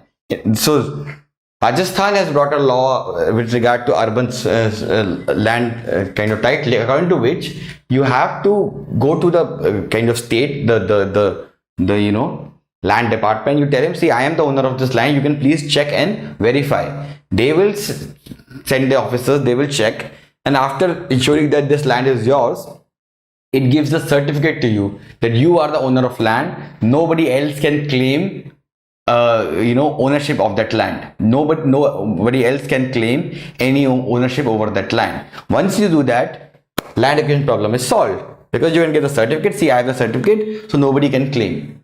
So it will make the land acquisition process smoother. Let's move to the last issue, which is the OPET, which says how Basel 3 plugged regulatory loopholes.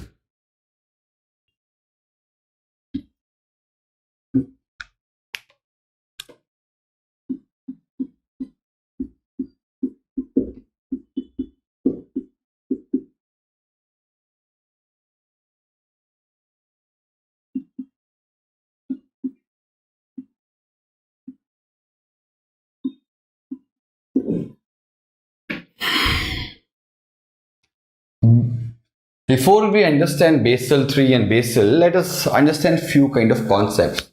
One is capital adequacy ratio.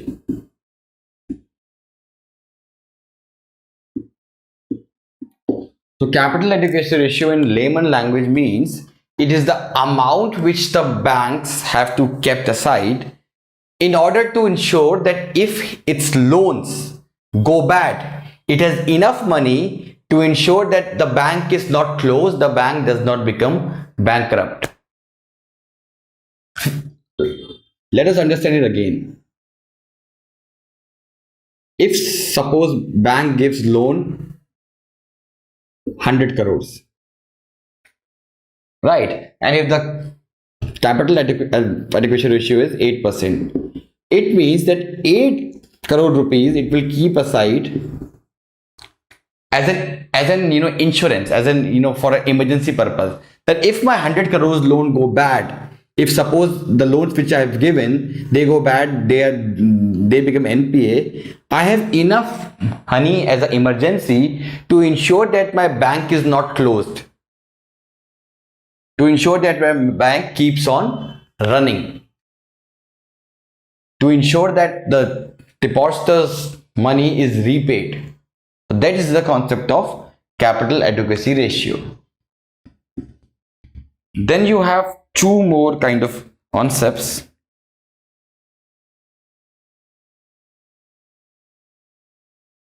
And this is actually the formula for this is tier 1 plus tier 2 capital divided by risk weight assets. Now what are risk weight assets?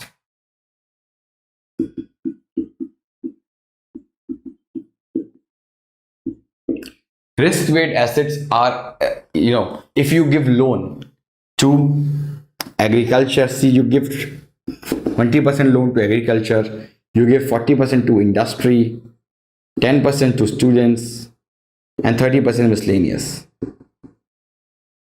So based on how risky those loans are, you give a weightage to that loan, that student loans are more risky, agriculture loans are less risky, all other loans are less risky. So you can based on that you will give the loan, or based on that you give the weightage to that loan. That is the concept of risk weight asset. Tier 1 and tier 2 capital. So tier 1 capital is the most liquid capital bank has. It includes common shares, retained earning, etc. Then you have the tier 2 capital, which is not very liquid. These include undisclosed reserves, hybrid instruments, etc. So mostly the capital adequacy ratio requires 6% tier 1 or 5-6% tier 1 and 2-3% tier 2 capital.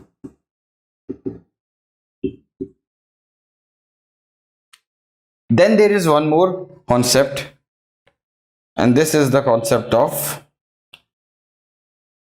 capital conservation buffers and counter cyclical buffer. You must have read in some articles this term is used.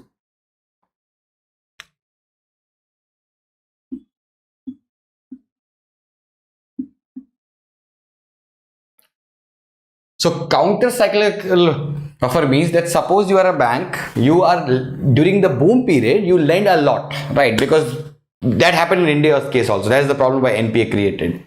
That during the 2004 to 8 boom period, everything was looking gold. Banks thought we will give loan. His business will boom and we'll get the profit. You tend to give more loan. So during the boom period, what the bank should do. So according to this counter cyclical buffer mean, according to this, if banks during the boom period, since they give more credit, so during the boom period they should keep some reserve as a buffer, and that buffer will be used during the bust period when the economic growth is slow down, when more and more loans are becoming NPA. So you use that buffer during the bust period. That is the concept of counter cyclical buffer. That during the boom period, when the banks are earning a lot of profit, you keep some money as a reserve, which would be used during the bust period. Second is the concept of capital conservation buffer.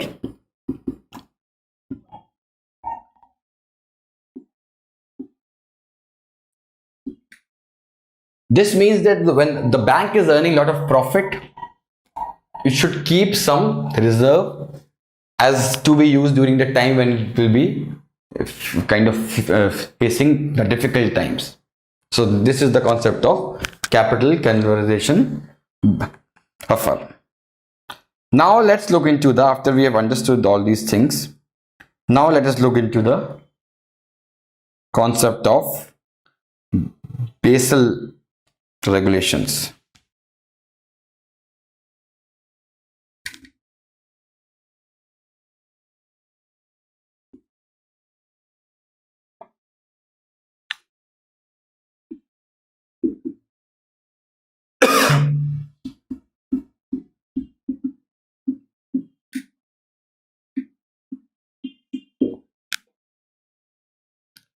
So the Basel Committee on Banking Supervision, it provides a kind of a forum for regular cooperation on banking supervisory matters. So its objective is to enhance the understanding of key supervisory issues and improve the quality of banking supervision worldwide.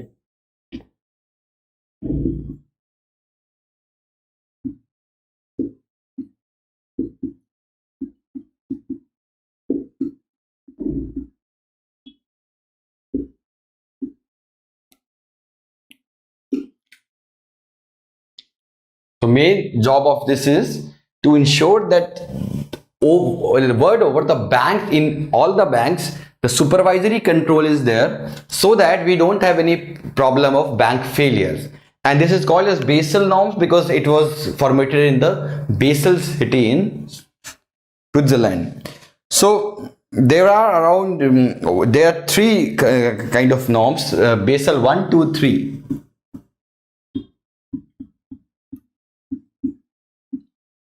So Basel one norm, it talked about that the capital adequacy ratio should be 8%. It was introduced in 88. Then we had Basel 2, which was introduced in 2004. And after the Great Recession into 2009, Basel 3 was introduced.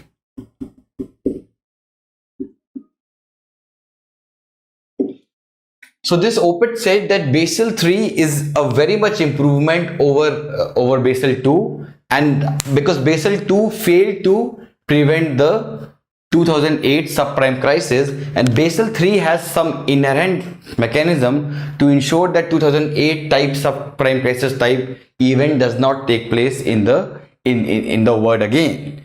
So this OPIT says that Basel 2 was proved ineffective because of number of factors.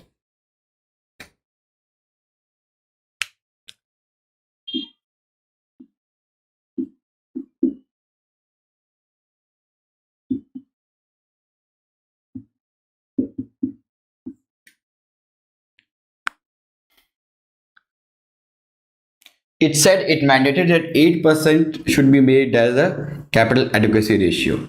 Now it proved to be ineffective because it gave excessive discretion to the financial institution for computing crucial parameters like risk weights.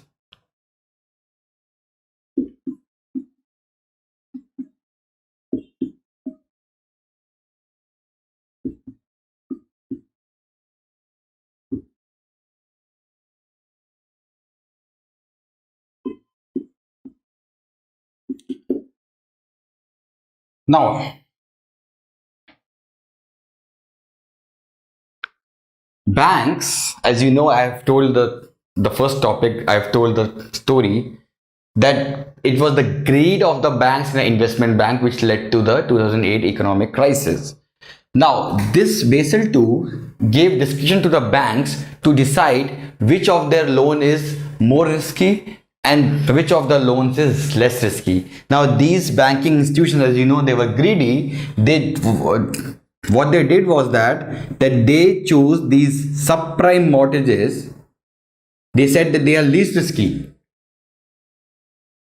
and the more safer kind of assets they kind of termed it less risky. So there was a discretion which was given to financial institution Basel through, and these financial institutions misuse this discretion to give to assign low risk weight to these subprime loans, which led to the subprime crisis.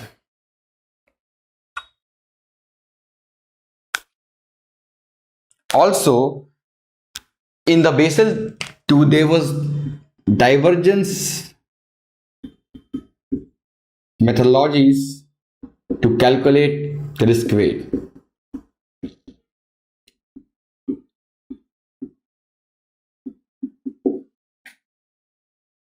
So every bank was giving different risk weight to different kinds of loans. Also, there was no provision of counter cyclical buffer and capital buffer in the Basel II. So how did the Basel III improve on? So Basel III was introduced because Basel II proved to be ineffective to prevent the worldwide global economic crisis. So that is why the Basel III norms were brought.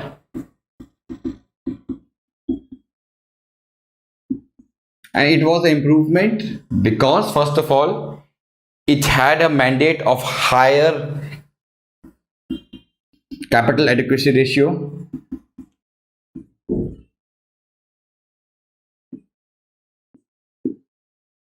Secondly, it has provisions of capital conversion buffer.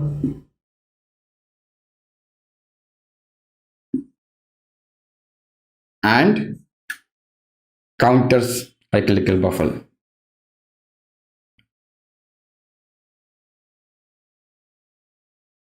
It reduced the discretion of the banks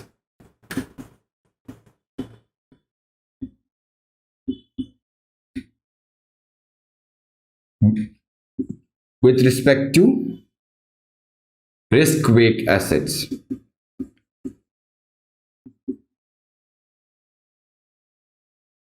So now the banks will not decide how much risky that loan is. It will be the central bank which will decide. So this kind of all these things means that now the word, if Basel III would be implemented, it is not implemented in India. If this will be implemented, it will ensure that the future crisis like subprime crisis will not take place. So this ends the main issues of the week. We will now move on to the prelims issues of the week. So first is that Union HRD Ministry inaugurates fourth World Summit on Accreditation.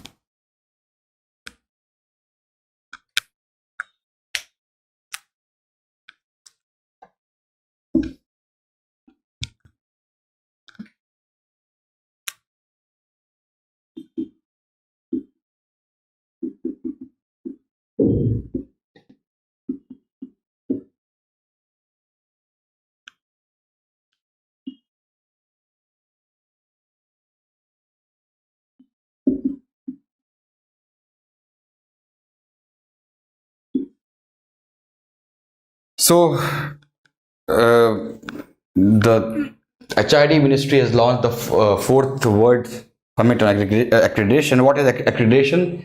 Accreditation means that when it's kind of a quality assurance certificate. So if education institution is accredited by a body that is A plus, it's A, it means it certifies that this institution follows highest standards of academic excellence. It has proper infrastructure. It has everything proper. So,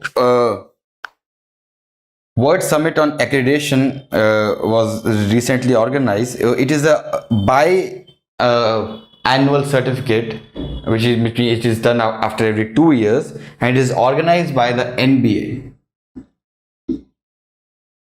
And the NBA is National Board of Accreditation, which is an autonomous body under the Ministry of HRD, and it is engaged in quality assurance of the program offered by the professional and technical institutions in India through accreditation.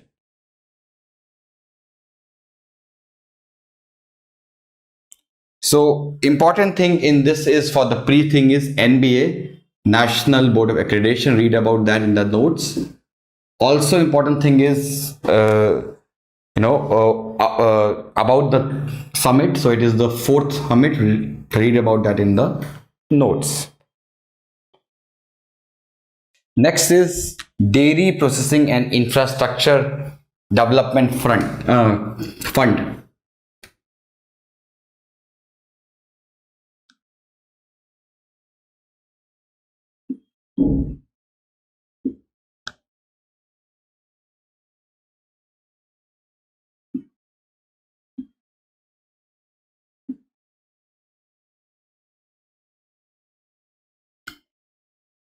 So this is a fund which is recently inaugurated by Union Ministry of Agriculture and Farmers Welfare, and this fund has an outlay of 10,881 crore,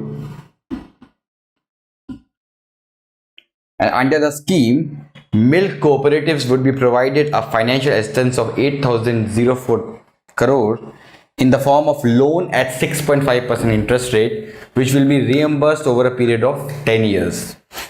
And also the government will also provide subsidy on interest, or it will provide interest subsidy on loans.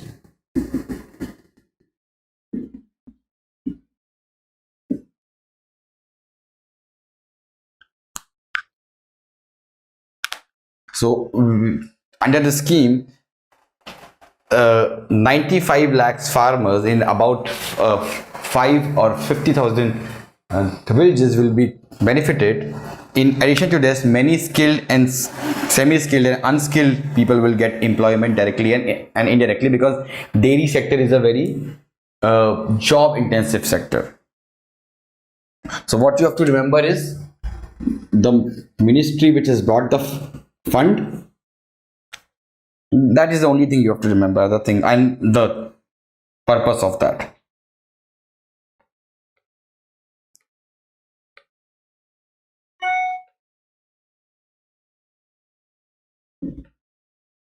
Next is Rail Sahyog web portal.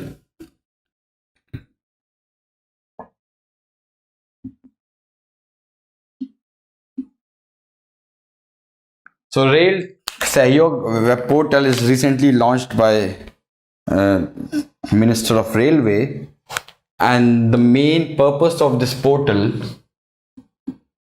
is to leverage CSR in developing facilities in the railway stations and the nearby area.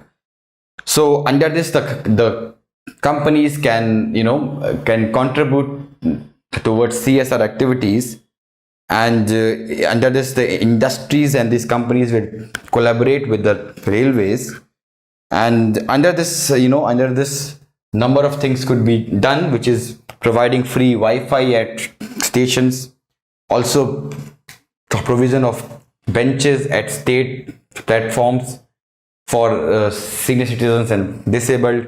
Also there could be dustbins which could be installed in all stations, to prevent kind of littering. So all these things could be, or also there could be toilet which could be constructed in the platform or the nearby railway station. All these things could be done by the corporates using the CSR funds.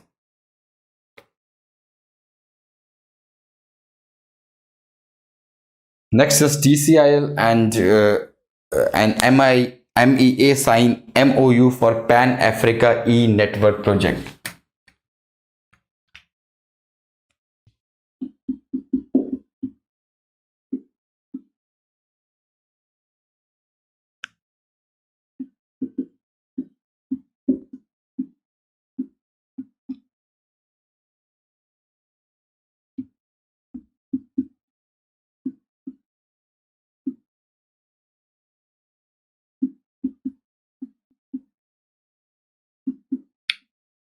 So TCIL is actually a joint enterprise. It's kind of a PSU of the government of India, and they have signed a MOU for Pan Africa E Network project.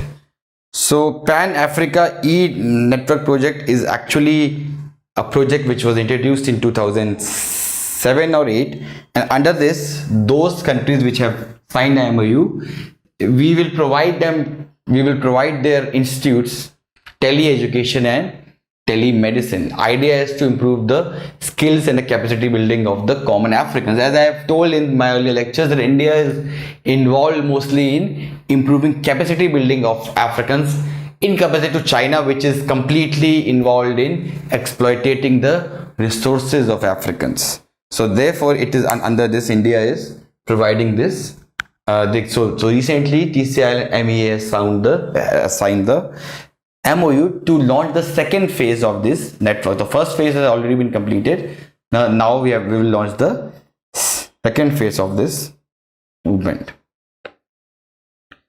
Let's move to the next issue, which is India among nations with no or little enforcement against foreign bribery.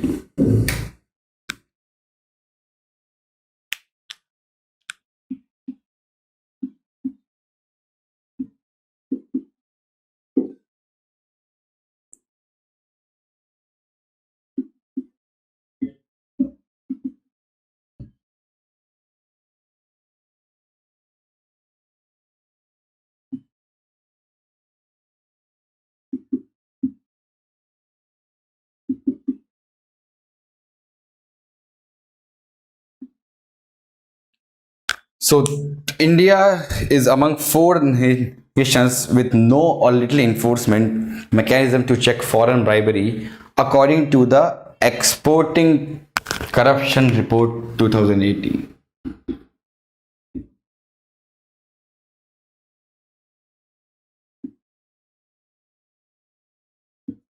The important thing about PRI is that this report is actually released by Transparency International. This is the most important thing you have to remember.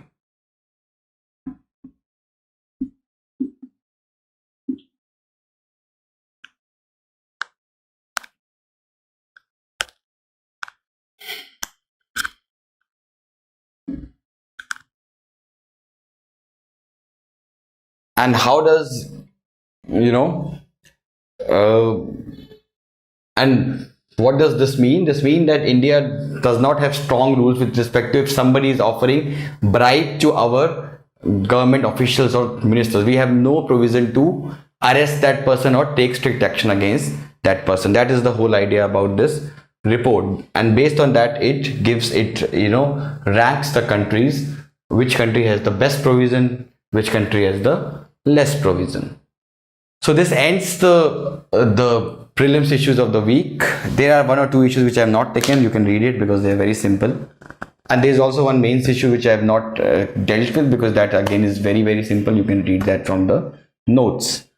So this ends this week's issues of the week. We will meet next week. Thank you. Subscribe to our YouTube channel and press the bell icon on the YouTube app and never miss another update from Civil State.